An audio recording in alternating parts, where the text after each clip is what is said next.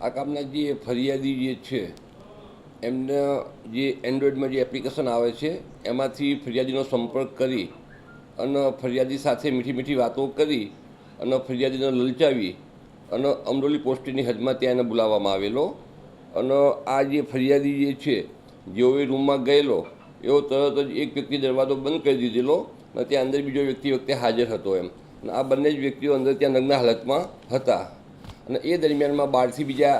3 જેટલા અજાણ્યા ઇસમો આવી જાય છે અને આ ફરિયાદીને ધમકી આપે છે એમ કે આ બધા તારા જે બીભત્સ ફોટા કે જે કંઈ અમે પાડ્યા છે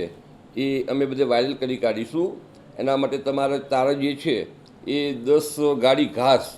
આપવું પડશે અને એના અંદાજે પૈસા લગભગ 7.5 લાખ જેટલા થાય.